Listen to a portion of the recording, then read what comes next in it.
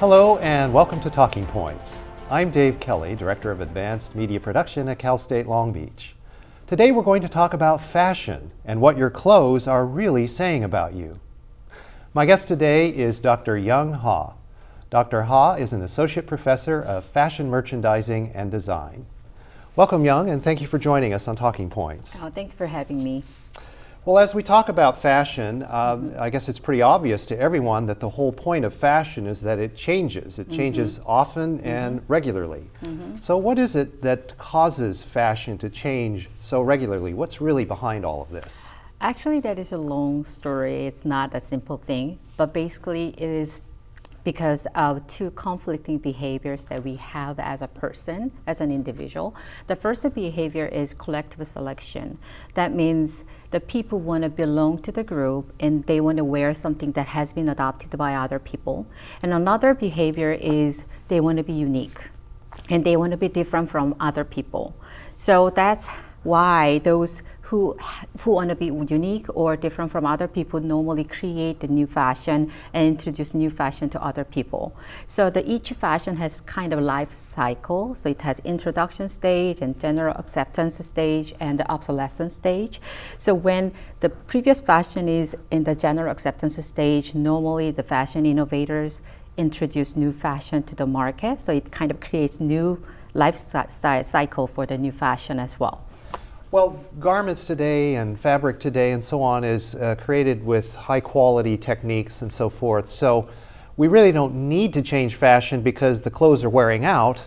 It's because the trend has changed. But do the retailers have an incentive to change the fashions as well? Yes, of course. Yeah, because that's how the business moves. If they don't change, consumers are not going to buy and they lose their interest on the fashion. So that's why they keep introducing new fashion as well, so they can satisfy consumers and then make them interested in a new fashion.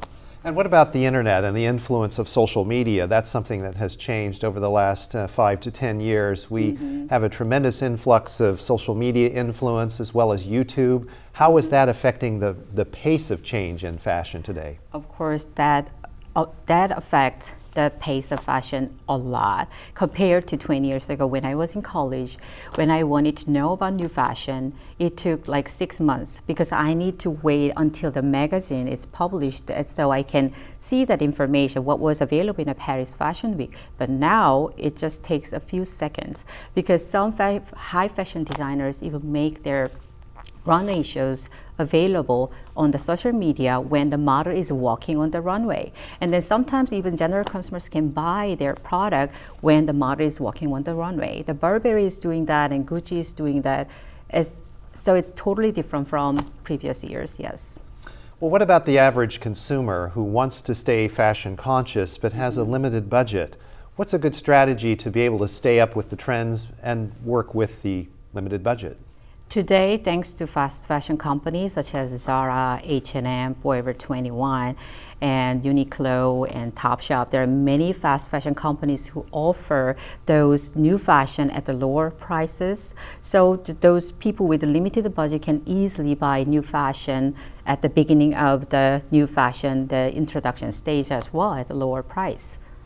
So what would be the difference between buying fashions at Forever 21 or H&M and going to, let's say, a Nordstrom's or a Macy's? The difference, I think, is quality-wise, because fast fashion companies, they should keep their price low. So normally the quality of the product could be a little bit low. So it doesn't last that long. Once you wash several times, the quality will, the clothing is going to worn out. So, but at the Nordstrom or those high-end designer, the brand or the department stores, the quality level is better. So if you can buy more classic items there, you can keep them kind of for longer time than what you have from the fast fashion companies. And if we talk about the designers obviously know that the folks that are more likely to change with the trends more quickly are the younger folks that are under the age of 30. So if I'm a designer, am I going to operate differently if I'm working for the under 30 crowd versus working for the over 50 crowd? Of course, because if you're targeting older crowd, the most important thing is their individual taste. Because mostly the older consumers have lived their own life for a long time, so they know what they really like and they know what is good for them and good on them. So it is hard to target them if you don't understand what is really important for them.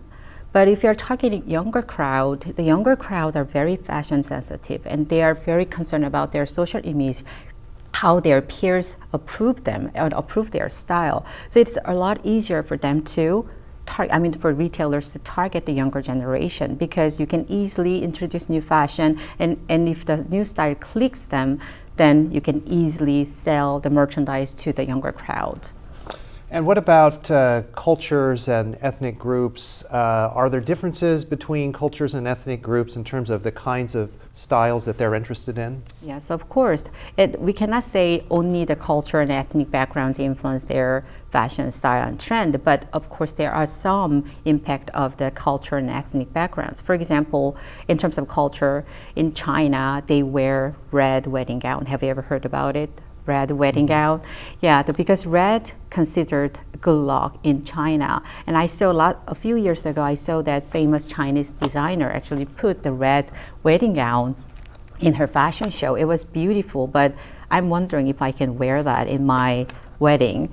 And ethnic background, for example, according to research, Afro-American people like brighter colors. It might be because of their skin color. They like more gold jewelries compared to other, the neutral colored based jewelries. And also, according to research, Afro-Americans are very fashion sensitive, so they spend more money for the fashion items as well.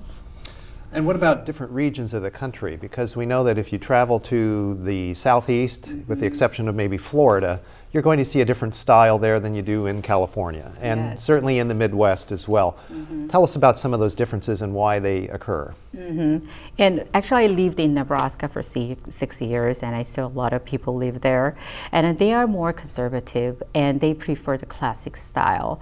So, and also, if you can see their hairstyle and makeup, they don't really have makeup every day. So we can see that they are very conservative and very classic. And it might be because they live far away from the fashion city, so-called the fashion city like New York City. So that's the Midwest that I felt from the Midwest. And whenever I go to the conference every year, where all the professors from the world and from different parts of the United States they're coming, and I realized that we can easily identify the professors from the universities in the southeastern area because based on their look, what they wear. Because if you look at them, their hairs are always perfectly done, and they have full makeup, and their outfit is perfect, and sometimes even overdressed.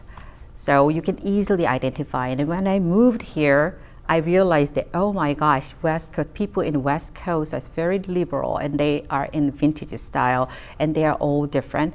It might be because of the population, okay? Because we have a lot of people from all over the countries and from other countries as well. So it's kind of the mixed here together. So we can see a lot of different styles together in the West Coast area. So definitely folks are influenced by the region they live in. Of course, yeah, because of the population and also maybe weather. Because in California that we have warmer weather, so they wear more the different types of colors and different patterns. I can see a lot of different patterns on their print and their clothing in the West Coast compared to Midwest. And what about us as individuals?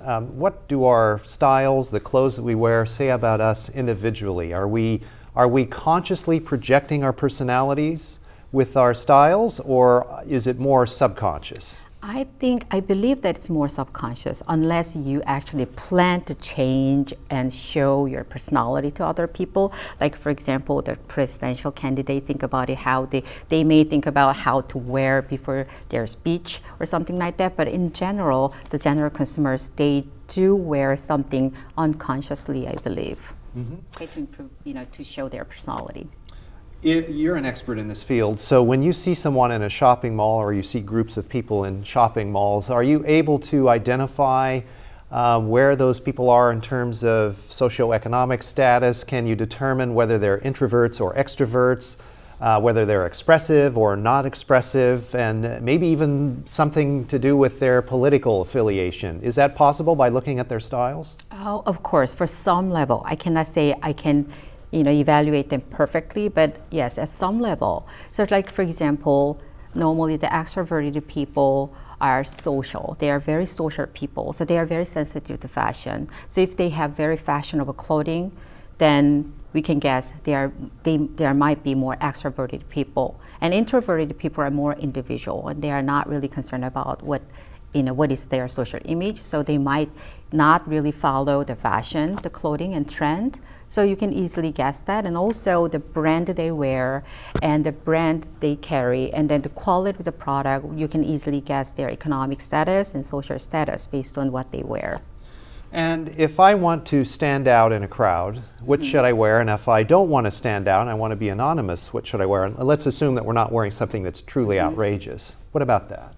If you want to be anonymous, I think if you wear like the color might be the key factor. So if you wear like neutral colors, like black and white and something very neutral, then you're not going to be really stand out in the crowd. But if you want to stand out without the too much the fashion there, then maybe you can easily combine what's in trend and then combine with what is in classic or what you like. I think the most important thing is you need to know what is good on you. If you wear something that's good on you, normally you will stand out. Well, that brings us to the next question, which is fashion better at sort of enslaving us into conformity, or is it better at allowing us to be individualistic and more expressive?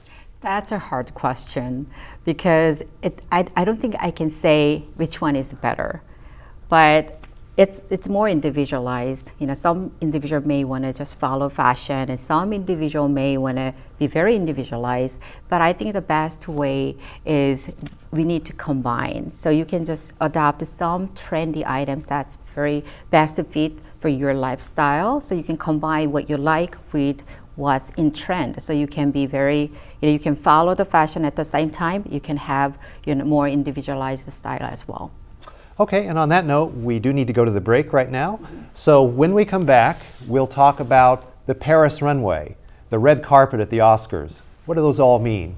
Stay with us.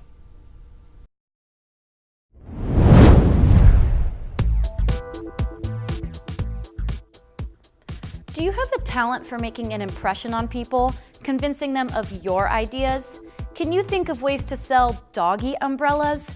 Or perhaps baby outfits with floor mops on the hands and feet so that when they're crawling on the floor, they're actually cleaning it? Or LED slippers with lights in the front for those dark nights? You can become a part of this exciting field with a degree from Cal State Long Beach.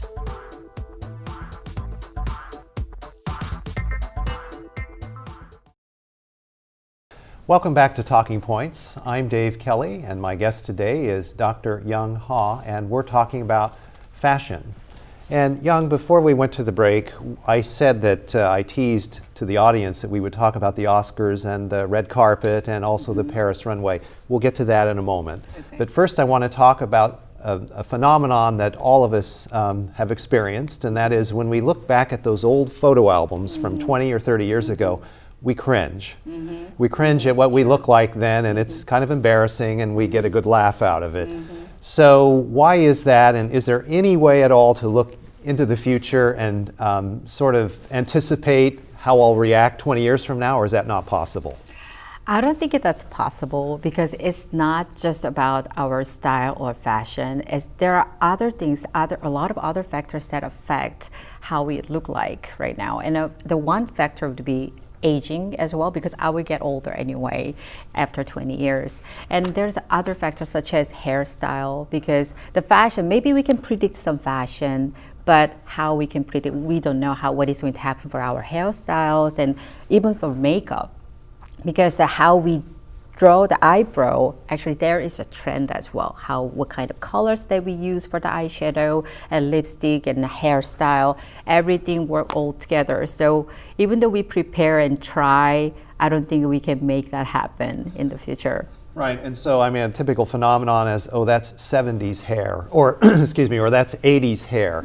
So we really can't control that. The hairstyles are going to be what they are. Right, and then there might be other factors like economic factors, and some celebrities may just create new fashion at the moment. So who knows what is going to happen in the future? And another thing might be the technology. You know, technology is going to affect our life tremendously, because now I don't think young people actually print their photos.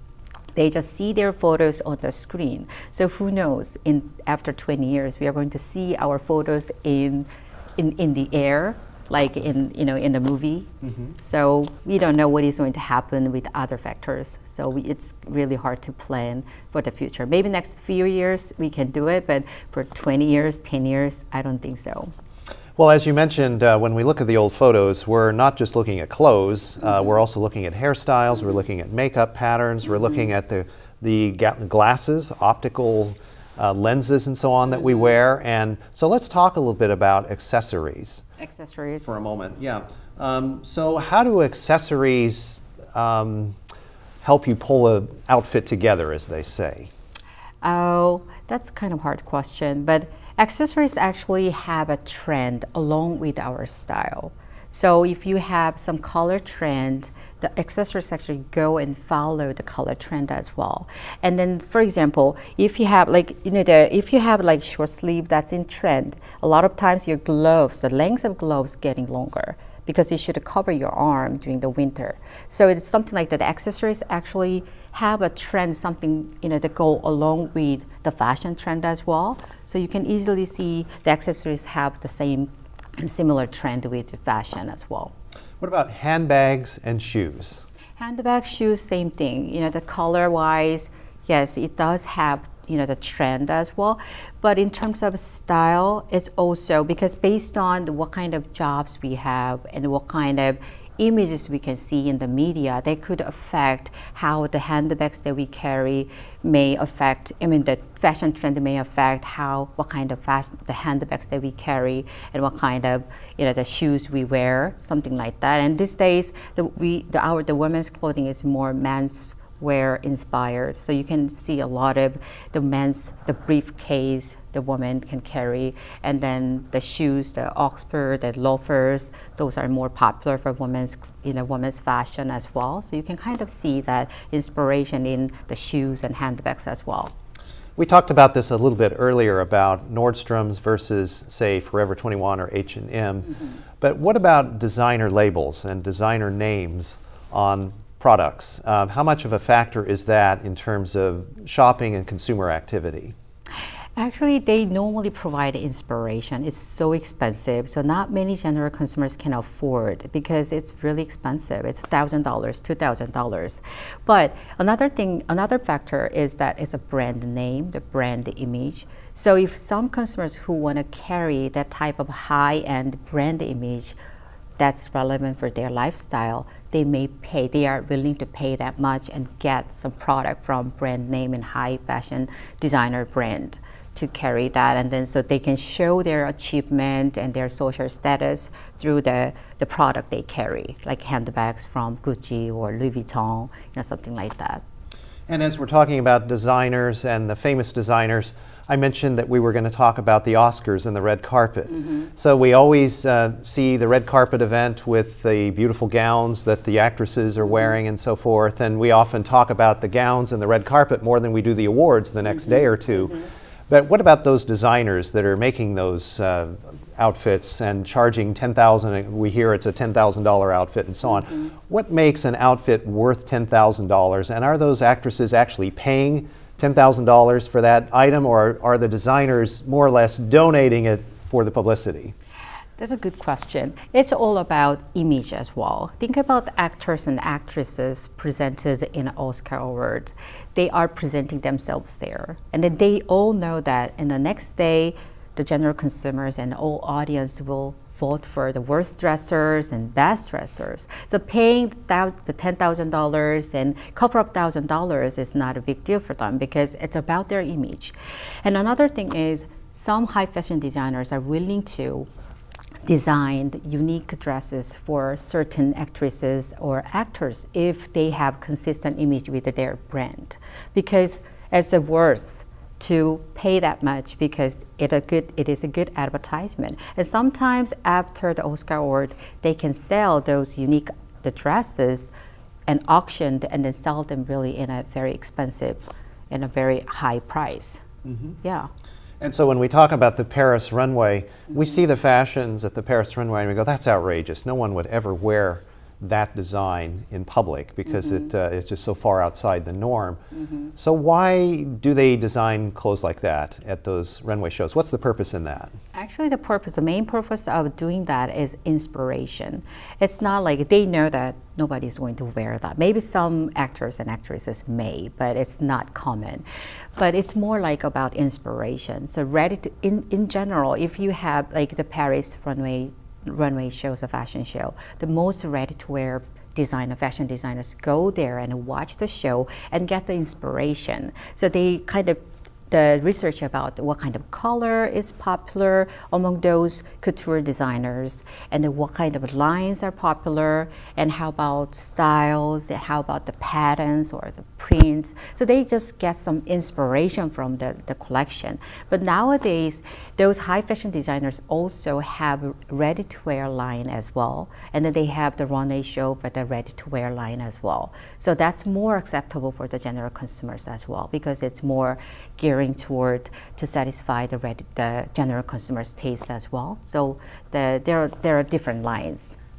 So if I'm a typical designer and I go to the Paris runway show, when I come back to my studio to design my new product line, what am I going to be thinking about as the designer? As a designer, you need to think about, first of all, you need to think about target market, because a long time ago in our history, normally the retailers create the products and then push their consumers to adopt what's available in their store. But now the retail market, the fashion retail market is competitive. It's very competitive. It's already saturated with a lot of brands available. So we are competing each other. So that means you need to satisfy your target market. And then if you cannot satisfy your target market, your company is going to fail. So you need to think about your target market, and then based on inspiration you get from the Paris Fashion Week or London Fashion Week or the New York Fashion Week, you need to think about which component would be better fit with your consumers' need. So you can create something that could be more appropriate for your target market. So that's the most important thing they need to think about as a designer. As we talk about target markets and demographics and so on, I know about maybe 20 years ago we heard a lot of anxiety about the fact that the fashion models were all very thin. And there were a lot of concerns that this was causing a body image problem among young women, leading to things like anorexia nervosa, trying to lose weight unnaturally. But today there's a change. We do see the market splintering or segmenting into different groups. We have plus size models, which have become very fashionable. We have celebrities today that are more of the normal or typical type of body size or body weight. So what about that? That seems like a positive trend in terms of being inclusive. Is that going to continue? I believe so. It should be, actually it will continue, because I think it's difference between the consumers at that time, before 20 years ago and now, because at that time consumers had very limited information, so they didn't know if the model shown in the media is fake, because now we know that it has been edited by Photoshop and those technology. But now consumers have all the information available online, and they are very smart enough to know about it and understand. So now they know that the model in the media is not real. So the retail industry need to change and show that, and then educate consumers in a correct way. And then especially in 20 years ago, the younger people have a lot of problems with the models shown in the media. So they have a lot of plastic surgeries and something like that. And now the retailers targeting the younger people, they kind of try to do better job with the modeling. So they normally use the model in the real shape. So I think that's a good movement, and then I believe that it will continue because consumers actually push the retailers to do it. And I would think that that's the only smart thing to do in terms of a retailer, is to meet the needs of the customers. Sure, yeah. That's really important because otherwise customers are going to leave their store and then not come back, because there are some retailers actually fail and then now they have hard time doing their business. Right. Well, let's talk for a moment about looking forward into the future. And no one has a crystal ball, so no one can say exactly what's going to happen. But we talked about looking back 20, 30 years ago at the old photo albums and being kind of embarrassed about what we see. If we look forward, what will happen, and is there any way to know? And are things changing so that there won't be a unified look 20 or 30 years from now? So your question is? What's going to happen in the future? In the future, in the near future? In the near future, we are going to keep changing our fashion, of course, as we do. But and like after 20 years, 30 years, it's hard to predict after 20 years and 30 years, because as I told you before, as I mentioned before, there are a lot of other factors that we need to take into consideration when we think about the fashion trend and the fashion changes. But in a few years later, we can see kind of what is going on right now. And right now, what we can see is more menswear inspired clothing in the women's clothing, and also the sportswear clothing. So we assume that the comfort level of the clothing may continue in the fashion trend, because women want more comfortable clothing like right now, and the more menswear the inspiration would continue as well. So we can see what is coming up in a few years, but after 10 years and 20 years, it's hard to predict right now for the fashion, especially because there are a lot of things that we need to consider when we think about the fashion trend and fashion styles. We only have about 30 seconds left, so Okay. the last question is, 20 years from now, when we look back on this era that we're in now, will we be able to draw any conclusions about the era that we're in right now from a fashion perspective? That is the hardest question, because as I mentioned before, it's really hard. But today, actually in history, we can easily identify what was in fashion at the time. But now it is like a melting pot. There are so many different options available for different target market. It's more about satisfying target market. So there are so many options available. So maybe after 20 years, it might be really hard to identify what is in, what could identify what we have right now, because it's all about melting pot and all about different target market and how to satisfy different target market. We might say it's the era of the diversified marketplace. Right. Okay. And satisfying individuality as well. Well, thank you so much for being here today. We really appreciate your insight. Thank you so much for having me. Thank you. And thank you for joining us on this edition of Talking Points. Join us again soon for the next episode. Until then, I'm Dave Kelly. Have a nice day.